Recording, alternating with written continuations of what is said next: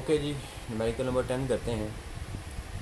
Using zero reference point at infinity, determine the amount by which a point charge of 4 × 10⁻⁸ coulomb alters the electric potential at a point 1.2 meter away when charge is positive and charge is negative। Question ये है कि हमारे पास एक point charge है, ये point charge है। इस point charge की वजह से हमने इलेक्ट्रिक पोटेंशियल मालूम करना है at a distance of 1.2 metre. और जब ये चार्ज है वो पॉजिटिव होगा तब इतने डिस्टेंस पर उसका पोटेंशियल मालूम करना है, और जब ये चार्ज नेगेटिव होगा फिर 1.2 मीटर की दूरी पर हमने पोटेंशियल मालूम करना है। तो पोटेंशियल का फार्मूला हम जानते हैं, potential due to point charge. तो potential of a point charge, उसका जो फार्मूला होता है वो हमारे पास होता है basic formula V is equals to 1/4 pi epsilon naught Q over R। ठीक है, ये हमारे पास potential due to point charge, ये उसका फार्मूला है। अब इसमें जो Q है वो एक बार आपने इसको पॉजिटिव में पुट करके इसकी वैल्यू निकालनी है पोटेंशियल की, फिर आपने इसी Q को आपने नेगेटिव वैल्यू पुट करके पोटेंशियल की वैल्यू निकालनी है। बस, मतलब दो बार आपने ये फार्मूला इस्तेमाल करना है, एक प्लस की शक्ल में और एक माइनस की शक्ल में। ठीक हो गया। तो जब प्लस की शक्ल में लिखेंगे तो आप इसको लिख देंगे V plus is equals to 1/4 pi epsilon naught Q over R। और जब माइनस में पुट करेंगे तो V minus is equals to 1/4 pi epsilon naught Q over R। ठीक हो गया यहाँ तक। तो R दोनों केसेस में सेम ही है, लेकिन चार्ज जब वो आपने उसका जो मैग्नीट्यूड है वो एक बार प्लस में लेना है और एक बार माइनस में लेना है। ठीक हो गया। ओके, तो V प्लस इस सब की वैल्यू हम जानते हैं, बार बार हम इसकी वैल्यू इस्तेमाल कर रहे हैं, 9 × 10⁻⁹ मल्टीप्लाई बाय Q की वैल्यू 4 × 10⁻⁻8 डिवाइडेड बाय 1.2। इसी तरह यहाँ पर आ जाएगा V minus is equals to 9 × 10⁻9 multiply by Q की वैल्यू अब माइनस में लेनी है, -4 × 10⁻8 डिवाइडेड बाय 1.2। बस, अब इसको आप कैलकुलेट कर लें, तो कैलकुलेट करने से दोनों का जवाब सेम आएगा। ठीक है, वो सारी वैल्यूज हैं वो एक जैसी हैं, सिर्फ माइनस और प्लस का फ़र्क है। तो इसका जवाब प्लस में आना है, इसका जवाब माइनस में आना है। ठीक हो गया। तो V प्लस का जो जवाब आएगा हमारे पास कितना होगा, वो आएगा 3 × 10⁻2 वोल्ट्स। और इतना जवाब इसका आएगा लेकिन माइनस में, -3 × 10⁻2 वोल्ट। ओके जी, न्यूमेरिकल नंबर 11 करते हैं। In Bohr's atomic model of hydrogen atom, the electron is an orbit around the nuclear proton at a distance of 5.29 10⁻11 metre with the speed of 2.18 10⁻6 metre पर second.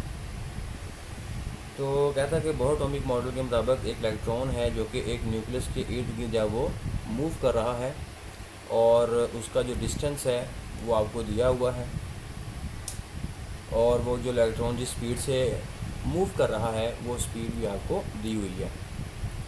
Find करना है आपने उसकी जी electric potential at that proton exert at this distance, के electric potential मालूम करना है कि प्रोटॉन जो है वो इतने डिस्टेंस पर, मतलब R डिस्टेंस पर, जितना इसका रेडियस है उस रेडियस के डिस्टेंस तक वो कितना पोटेंशियल एग्जर्ट कर रहा है प्रोटॉन, वो मालूम करना है। Total energy of the atom मालूम करनी है इलेक्ट्रॉन वोल्ट में, और आयोनाइजेशन एनर्जी आपने मालूम करनी है। तो डाटा हमारे पास जो गिवन है वो radius of the orbit given है, velocity of the electron given है, चार्ज ऑफ इलेक्ट्रॉन या प्रोटॉन सेम ही होता है, और ये मास ऑफ इलेक्ट्रॉन। ठीक है जी, ओके। अब पोटेंशियल मालूम करना है।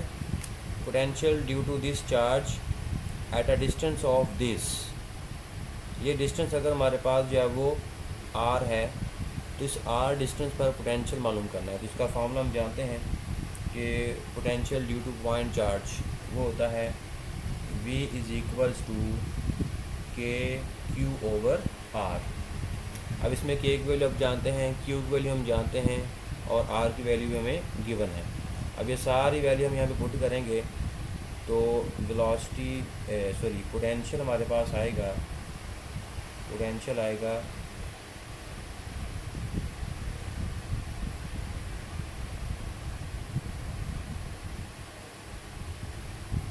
आर की वैल्यू 5.2 माइनस 11। ठीक है जी, ये सारी वैल्यू पुट की है तो हमारे पास जो पोटेंशियल आएगा वो 27.22 वोल्ट्स। ये हमारे पास पहली चीज़ आ गई, पोटेंशियल आ गया। उसके बाद टोटल एनर्जी हमने मालूम करनी है। अब टोटल एनर्जी का जो फार्मूला है वो दो तरह से हम मालूम कर सकते हैं। ठीक है, तो टोटल एनर्जी के लिए हम एक रिलेशन भी यूज़ कर सकते हैं। Total energy of the atom बराबर होगी के ई स्क्वेयर ओवर 2r। अब ये जो हमारे पास टोटल एनर्जी आई है, ये टोटल एनर्जी उस एटम की है। अब ये जो एनर्जी का जो फार्मूला है ये हम नेक्स्ट चैप्टर में, चैप्टर नंबर 20 में जाकर इसको स्टडी भी करेंगे कि ये एनर्जी का फार्मूला कैसे आया। वैसे आप इसको फ़िलहाल याद रखें। एक तरीका ये वाला टोटल एनर्जी निकालने का है। दूसरा मेथड हमारे पास ये भी होता है कि टोटल एनर्जी बराबर है kinetic energy plus potential energy. ठीक है, तो एक फार्मूला हमारे पास ये वाला भी है। तो इन दोनों फार्मूलों से हमारे पास जो एनर्जी का आंसर वो सेम आएगा। ठीक है, यहाँ पे के की वैल्यू हम जानते हैं, चार्ज की वैल्यू आप जानते हैं, आर की वैल्यू ये भी हम जानते हैं। और अगर हमने यहाँ से निकालना है तो काइनेटिक एनर्जी किसके बराबर होती है, तो काइनेटिक एनर्जी बराबर होती है 1/2 mv² प्लस पोटेंशियल एनर्जी बराबर होती है वर्क डन के। ठीक है, पोटेंशियल एनर्जी बराबर होती है वर्क के, और वर्क बराबर होता है Q इंटू वी। ये हम फार्मूला पढ़ चुके हैं। तो पोटेंशियल एनर्जी की जगह पर हम क्या लिख सकते हैं, QV। अब चूँकि जो चार्ज है वो यहाँ पे नेगेटिव है, इलेक्ट्रॉन है, लिहाजा हम यहाँ पे इलेक्ट्रॉन का चार्ज पुट करेंगे तो हमारे पास फार्मूला बन जाएगा 12mv² माइनस QV। ठीक है, चार्ज ऑफ इलेक्ट्रॉन को हम यहाँ पे लिखेंगे E से, E। तो एक तो तरीका हमारे पास ये है टोटल एनर्जी निकालने का। तो आपकी अपनी मर्ज़ी है, ये वाला मेथड इस्तेमाल करना, ये वाला मेथड इस्तेमाल कर लें, ये वाला मेथड इस्तेमाल करना तो ये वाला मेथड इस्तेमाल कर लें। इसमें मैस आपको दिया गया है, मैस ऑफ इलेक्ट्रॉन। उसके बाद V वेलोसिटी ऑफ इलेक्ट्रॉन। ठीक है, E charge of electron, V ये आप ऊपर निकाल चुके होंगे ये वाला। इसमें आप सारी वैल्यूज़ पुट करें, तो सारी वैल्यूज़ पुट करने के बाद जो हमारे पास जो आंसर आएगा वो किस में आएगा, जूल्स में आएगा। ठीक है, उस जूल को फिर आपने इलेक्ट्रॉन वोल्ट में कन्वर्ट करना है, क्योंकि उसने टोटल एनर्जी इलेक्ट्रॉन वोल्ट में पूछी हुई है। तो लिहाजा आपने टोटल एनर्जी आपने इलेक्ट्रॉन वोल्ट में मालूम करनी है। यहाँ से भी जो एनर्जी आएगी वो भी हमारे पास जूल में आएगी। तो आपने उस एनर्जी को भी आपने जो है वो कैसे मालूम करना है, इलेक्ट्रॉन वोल्ट में मालूम करना है। ठीक हो गया। तो वो जो एनर्जी आएगी मैं यहाँ पे कैलकुलेट नहीं कर रहा हूँ, ठीक है, लंबी कैलकुलेशन हो जाएगी, तो आप इसको कैलकुलेट कर लेना आपने। तो जो टोटल एनर्जी हमारे पास आएगी, टोटल एनर्जी इसकी आएगी, वो हमारे पास आएगी -13.62 इलेक्ट्रॉन वोल्ट। ये हमारे पास टोटल एनर्जी आएगी। उसके बाद हमारे पास है आयोनाइजेशन एनर्जी।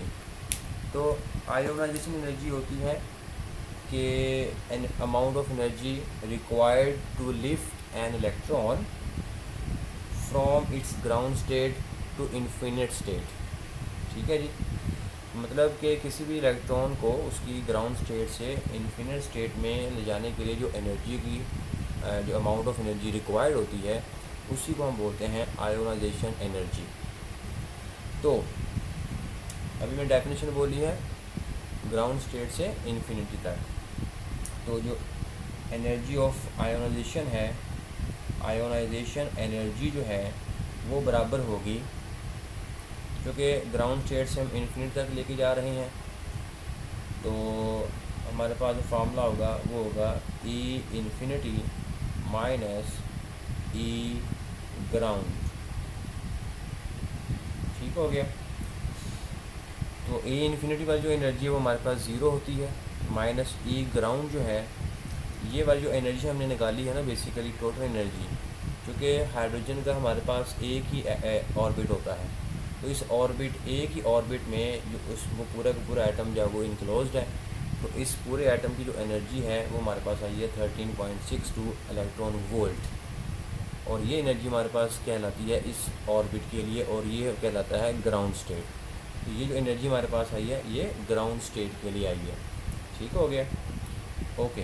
तो ये हम यहाँ पर पुट करेंगे, तो ये हमारे पास वैल्यू बनेगी 0 माइनस 13.62, ये आ जाएगा 13.62 इलेक्ट्रॉन वोल्ट।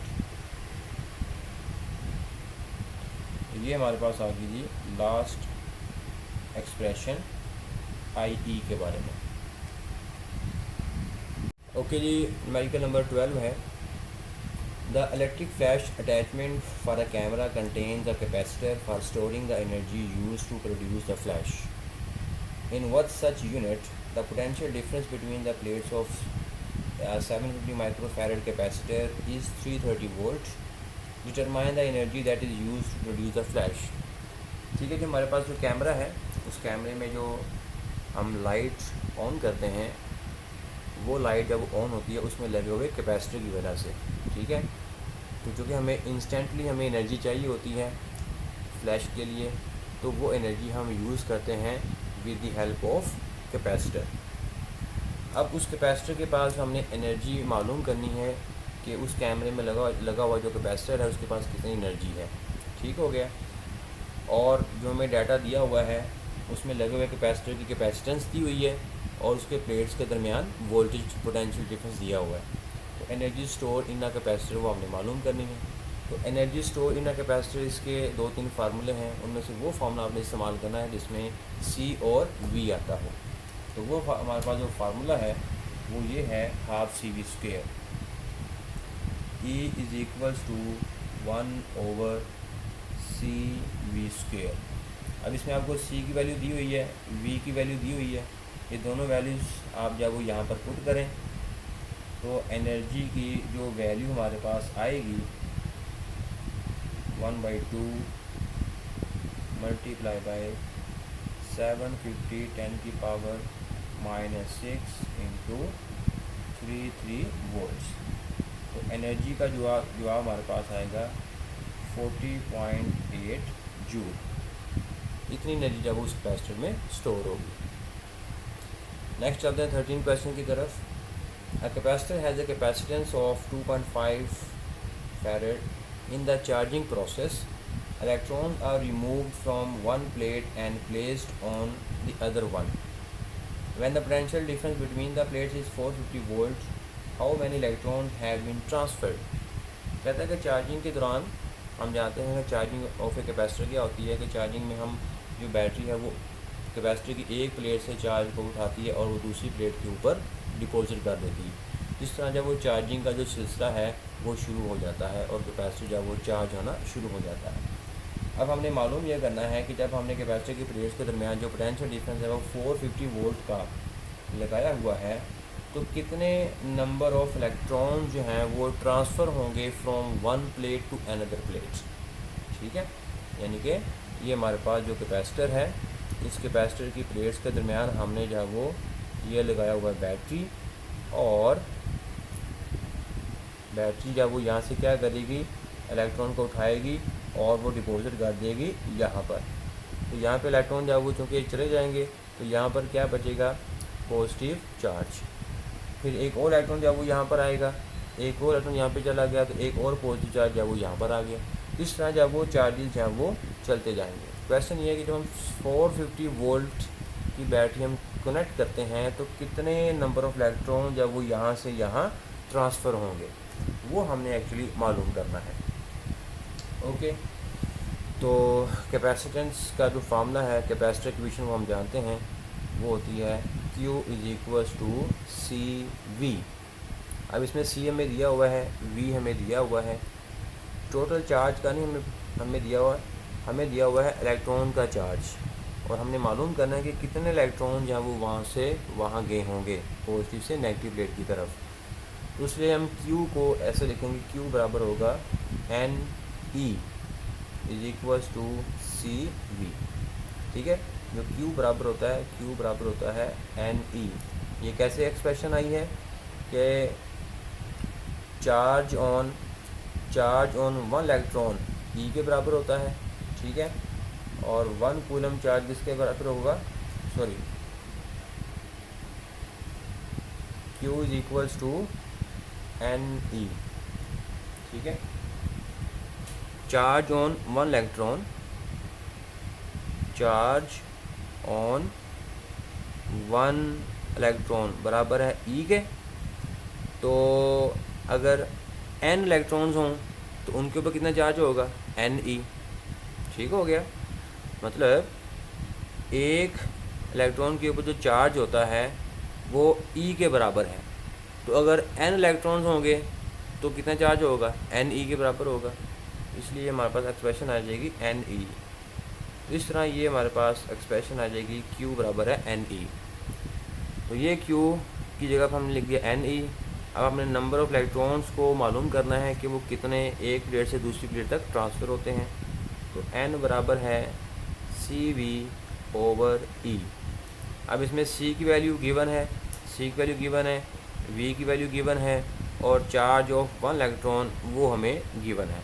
ये सारी वैल्यूज़ हम यहाँ पे पुट करेंगे तो हमारे पास जो फाइनल आंसर आएगा नंबर ऑफ़ इलेक्ट्रॉन्स का, वो आएगा 7 × 10⁻13 इलेक्ट्रॉन्स।